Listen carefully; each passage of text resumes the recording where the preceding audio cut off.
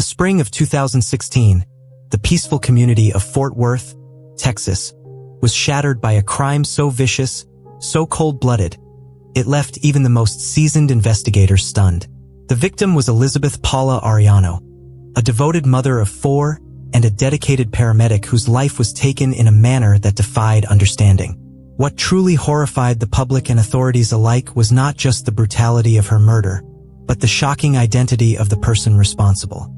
The circumstances surrounding Elizabeth's death were so peculiar that, at first, police considered the unthinkable, that she may have taken her own life. But that theory quickly unraveled as witness accounts began to surface, accounts that painted a much darker, more sinister picture. Investigators soon realized they were dealing with something far more monstrous than a tragic mistake. Elizabeth Paula Arellano was born on August 16, 1987, in Fort Worth, a city that would cradle her dreams and, ultimately, become the stage of her horrific end. She grew up in a tightly knit family alongside her 2 sisters, Alessandra and Giovanna. The 3 shared a bond that was more than sisterhood. It was an unbreakable unity forged in love and adversity. Their father left them early in life, disappearing without a trace, abandoning all paternal responsibility. Their mother, Juanita, would later find love again with Fidel, a man who stepped in not just as a provider, but as a true father figure. Fidel adopted the girls, raised them as his own, and became a cornerstone in Elizabeth's young life. His steady presence gave her the confidence and support she needed to pursue a future filled with purpose. Elizabeth's ambition was clear from a young age. A diligent student, she harbored dreams of donning a white coat and saving lives. That dream never left her heart, even as life took unexpected turns. While in high school, she met Rudolph Arellano, a man nearly 8 years her senior. Their relationship raised some eyebrows, especially among her parents. But there was something about Rudolph that seemed dependable, grounded. Trusting in their daughter's judgment, her family chose not to stand in the way. At just 16, Elizabeth made the fateful decision to marry Rudolph. In rapid succession, they welcomed 4 children into their lives, 3 sons and a daughter. But Elizabeth was not content with just raising a family. Her childhood vision remained alive, burning in her soul. She worked hard, graduated from medical school, and took on the demanding role of a paramedic. It was just the beginning. She planned to continue her studies and one day become a physician. To those who knew her, Elizabeth was more than just a healthcare worker. She was a beacon of compassion, a woman of deep faith who carried her Christian beliefs into every corner of her life. Her Sundays were spent in church pews, hand in hand with her children, instilling in them the same spiritual foundation that guided her. She was admired for her kindness, her strength, and her resilience. And yet, behind the warmth of her smile and the rhythm of her busy life, storm clouds were gathering, clouds that would soon unleash a nightmare no one saw coming. Friends and neighbors would later recall subtle hints that something wasn't right. A flicker of fear in her eyes, hesitations in her speech, moments of silence that lingered longer than they should. But Elizabeth, ever the protector, kept her struggles hidden. Her children were her world, and she bore her burdens alone to shield them from pain. She was, in many ways, a silent warrior, fighting battles no one knew she faced. The truth was buried beneath layers of devotion, faith, and dreams deferred. Until one day, it all came crashing down, and Fort Worth would never be the same again. The tragedy that unfolded was not a sudden eruption but the final act of a slow, invisible collapse. It forced the community to confront uncomfortable questions. How could someone so cherished, so full of promise, become the target of such cruelty? What demons had been hiding behind closed doors? As the investigation pressed forward, layer after disturbing layer was peeled back, revealing a chilling portrait of betrayal, control, and quiet suffering. Elizabeth's story was no longer just her own. It had become a mirror reflecting the dark truths that can exist in even the most ordinary lives. Elizabeth was known throughout her community as someone whose heart beat for others. Her compassion wasn't just a trait, it was a guiding force. Family, neighbors, colleagues, anyone in need could count on her. She offered kindness without condition, support without hesitation. That generosity of spirit made the cracks in her marriage with Rudolph even more tragic. From the outside, their relationship appeared solid, even enviable. But behind closed doors, a different reality was unfolding. One filled with control, manipulation, and suffocating jealousy. For 13 long years, Elizabeth endured Rudolph's possessiveness, his obsessive need to dominate every aspect of her life. The marriage that once held promise had become a prison. By the spring of 2016, Elizabeth's resolve began to harden. One evening, after yet another outburst fueled by irrational jealousy, she made a decision that would change everything. She packed up her children and left Rudolph, seeking refuge at her parents' home. Rudolph tried to draw her back, offering hollow apologies, gestures too little and far too late. But Elizabeth had made up her mind. She would no longer raise her children in a home poisoned by tension and fear. She wanted peace, stability, and a future untouched by emotional tyranny. Gathering what strength she had left, she filed for divorce. A step that many viewed as brave, but one that would also ignite a terrifying chain of events. Only days after she had made her stand, Elizabeth vanished. It was as if she had stepped out of her life and disappeared into thin air. Her friends said she was in good spirits that week. To lift her mood, she had planned an evening out with coworkers on Friday, April 15, 2016. She danced, laughed, and enjoyed herself, though she avoided alcohol, knowing she would be driving. She left the club well after midnight and drove herself home. Around 12:30 a.m. on April 16th, she called one of the friends she'd been out with. She said she had made it back safely and was okay. But after that call ended, Elizabeth was never seen alive again. The next morning, her mother Juanita awoke to an uneasy silence. Elizabeth wasn't in the house, and she hadn't called. That was unlike her. When Juanita glanced outside, she saw Elizabeth's car parked out front. At first, relief until she got closer. The car was unlocked. The keys were still in the ignition. Inside, untouched on the seat, were Elizabeth's cell phone and purse. Every instinct screamed that something was terribly wrong. Elizabeth would never leave her belongings like that, and she would never vanish without warning. Juanita's heart pounded as she called the police. A missing persons report was filed. Officers arrived swiftly, hopeful they could track Elizabeth's movements quickly, before any evidence, or any chance to save her, slipped away. The neighborhood buzzed with tension as officers began canvassing the area. Every second was critical. Every piece of information could be the one that broke the case open. They traced Elizabeth's last phone call. They combed through club security footage. They spoke with her friends, her family, her coworkers. What began as a disappearance soon hinted at a far darker truth. And as the search intensified, suspicions quietly turned toward the one person with the strongest motive, and the most to lose, her estranged husband. What lay ahead would be a painful unraveling of secrets and betrayals. Behind the facade of a fractured marriage was a man incapable of letting go, a man whose need for control had crossed every line. Friends of Elizabeth spoke of prior threats, of confrontations that bordered on dangerous. But no one imagined it could lead to this. As the hours ticked by with no sign of the young mother, the hope that she had simply gone somewhere to clear her head began to fade. Something had happened in those quiet moments between her phone call and her intended return to the house. Something that would haunt her family forever. The investigation now raced against the clock. With Elizabeth's car as the only physical evidence, the detectives began reconstructing a timeline, piecing together her final known steps. No one had seen her after that phone call. No cameras had caught her walking inside. No neighbors had heard anything unusual. No screams, no struggle. The normalcy of the scene only deepened the fear. The front yard remained undisturbed, the car untouched. It was as if she had vanished right at the edge of safety, within reach of the home that should have protected her. And for her loved ones, the unanswered questions had become unbearable, because there were no visible signs of violence inside the car, no blood, no sign of a struggle. The case initially confounded investigators. But seasoned detectives knew better than to rely on appearances. The reality of such cases is rarely simple. The first and most urgent task was to reconstruct, with absolute precision, the timeline of Elizabeth's final hours. From the moment she left the club to the last traceable call she made, every second mattered. Investigators began by questioning her friends and colleagues, those who had been with her on the evening of her disappearance.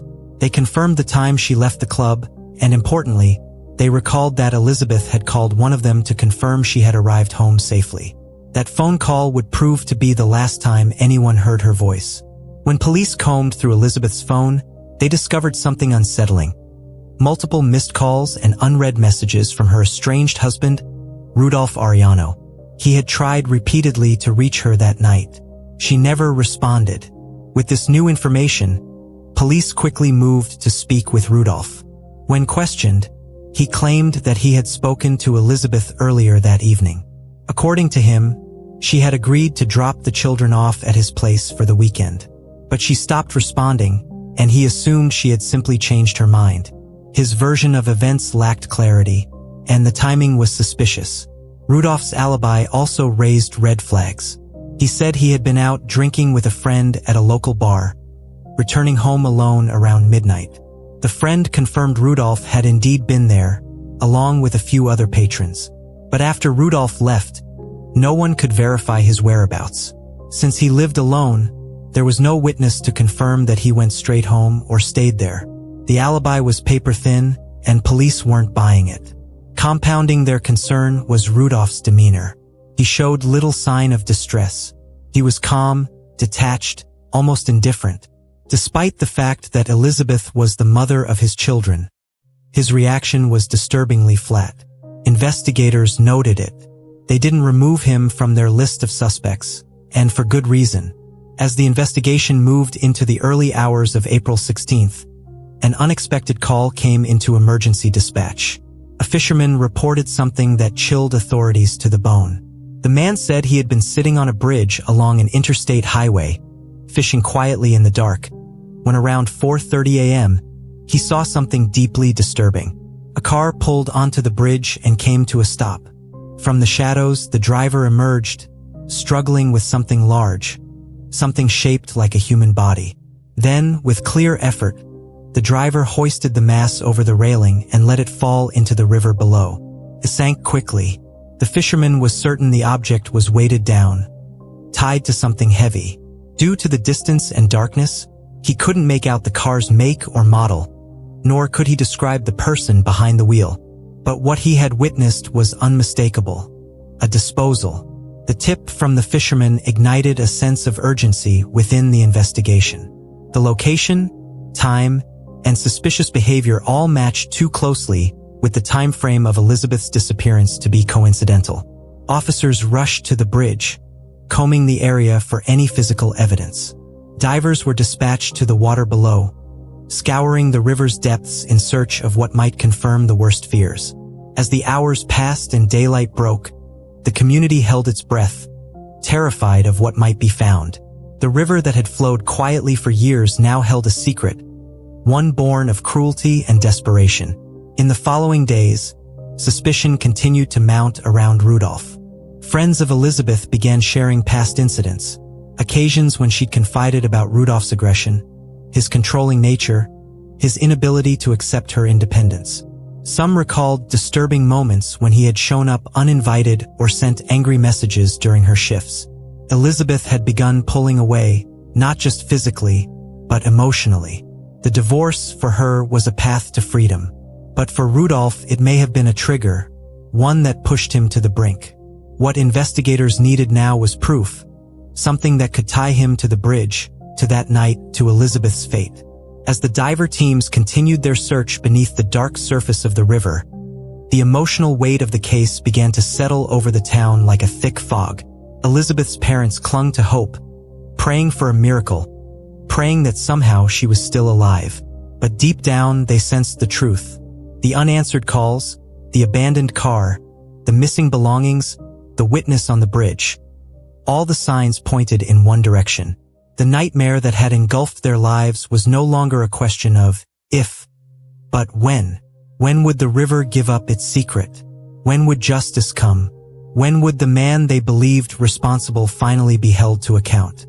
The man on the bridge that night couldn't identify the car or its license plate.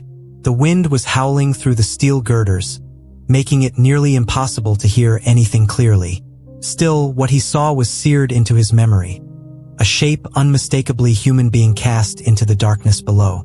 As the investigation progressed, another witness emerged. A local resident, walking his dog along the riverbank that same night, provided a chilling addition to the narrative. He didn't see what happened on the bridge, but what he heard was unforgettable. A woman's scream, piercing, terrified, and final. Moments later, he saw something massive falling from above, followed by a splash that broke the silence of the early morning. With these corroborating testimonies, police focused their search on the river beneath the bridge. Divers were deployed, combing the murky depths inch by inch. After several hours of grueling work, their worst fears were realized. Tangled in the current was the body of a woman, her neck lashed to a thick piece of concrete with coarse rope. She had been weighed down deliberately, as if someone had tried to erase her existence. The lifeless body was quickly identified. It was Elizabeth Arellano, the young mother, the paramedic, the woman who had simply wanted a better life for herself and her children. If not for the bravery of a few late-night witnesses, her body might have remained hidden in the black water for days, perhaps forever.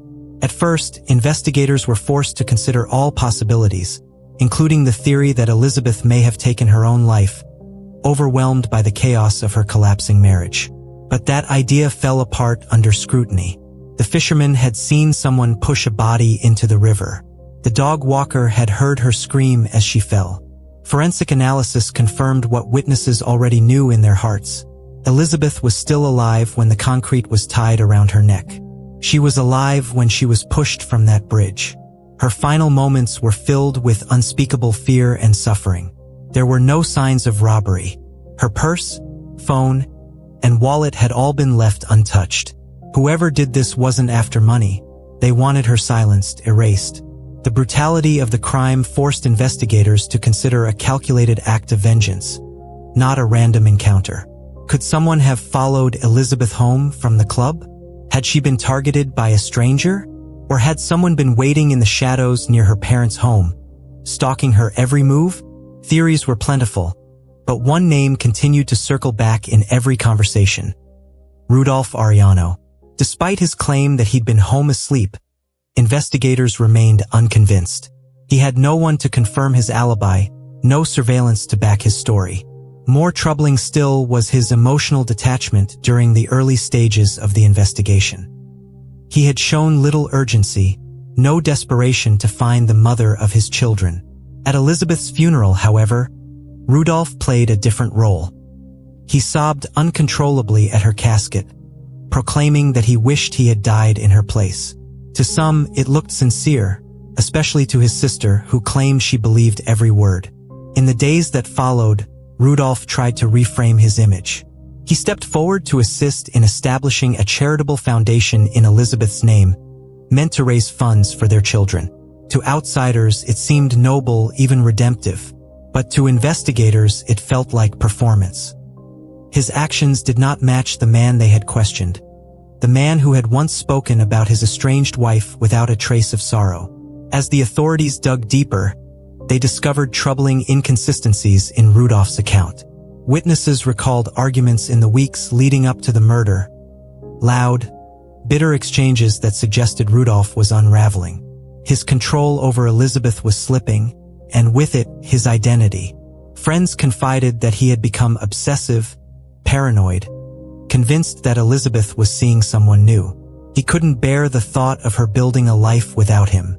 The fear of losing her forever had turned into a dangerous fixation. And as Elizabeth pushed forward with her divorce, his desperation seemed to grow. In private, he had once said, "If I can't have her, no one will." Words that once sounded like empty spite had now taken on a deadly resonance. The deeper investigators went, the more evidence began to weave a narrative soaked in jealousy and rage. Rudolph's mask of grief couldn't hide what lurked beneath. He hadn't just lost a wife, he had lost control. And for a man like Rudolph Arellano, That loss was unforgivable. As the investigation closed in, the question was no longer whether he was involved, but how he had done it and who, if anyone, had helped him cover it up. The farewell ceremony for Elizabeth Arellano was a moment of raw grief and shattered hearts. Her children, barely old enough to understand the permanence of death, stood in silence as her casket was lowered into the ground.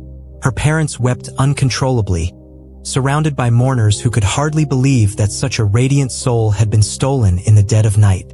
Rudolph Arellano put on a display of anguish, weeping over the casket, clutching his children, and declaring through tears that he wished he had died instead. But when he was summoned again for questioning just days later, the mask he wore at the funeral was gone. There was no trace of sorrow. His demeanor was cold, casual, almost detached, as if the murder of his wife had simply faded into irrelevance. In the days following the funeral, detectives made a breakthrough that would change everything. They had combed through every available CCTV recording from the night Elizabeth vanished.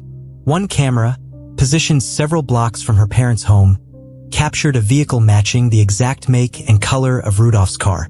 The footage showed the vehicle driving away from the vicinity of the Arellano family residence at approximately 3 a.m., less than 30 minutes after Elizabeth had last been heard from. A neighbor, previously unsure of what they had seen, now confirmed spotting the same vehicle parked near the home earlier that night. The direction of travel captured on camera was even more damning. The vehicle had driven straight toward the bridge where Elizabeth's body was discovered. Investigators next turned to Rudolph's cell phone data. What they uncovered painted a chilling picture. That night, Rudolph's phone pinged cell towers near Elizabeth's workplace, and then again near her parents' home. He had been circling the places she frequented, likely tracking her movements. Text messages retrieved from his phone showed a series of increasingly desperate messages sent to Elizabeth, trying to learn when she would return home. She never replied, but what was now unmistakably clear was that Rudolph hadn't simply been home asleep. He had been watching, waiting, and stalking.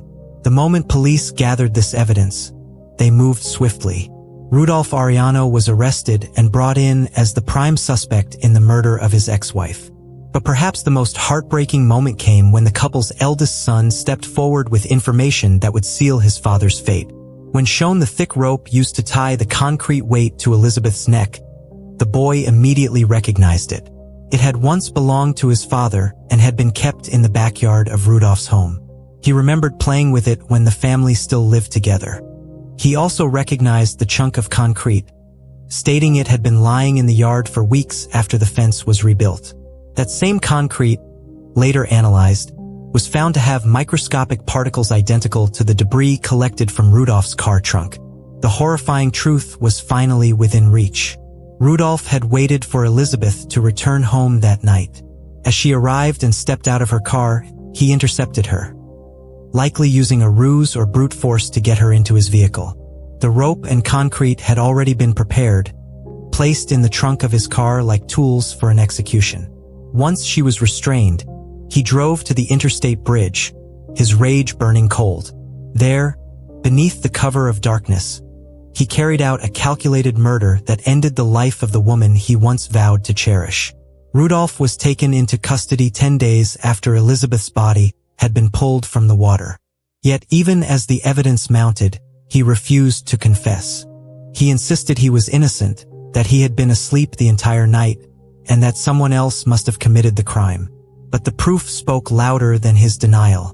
The rope, the concrete, the vehicle, the surveillance footage, the phone data, the eyewitnesses, and most of all, the testimony of his own son, truths no father should force his child to carry. The brutality of the crime stunned even the legal system. Elizabeth hadn't just been killed. She had been hunted. She had been trapped, silenced, and discarded. The justice system prepared to make its move, knowing that the sheer cruelty of the act demanded the harshest consequences. But for Elizabeth's loved ones, no sentence, no prison term, could undo what had been done. The hole she left behind would never be filled. Her children would grow up with only memories. And the man who tore their world apart was no stranger in the shadows, but the person who should have protected them all. Rudolph Arellano was staring down the possibility of the ultimate punishment. the death penalty.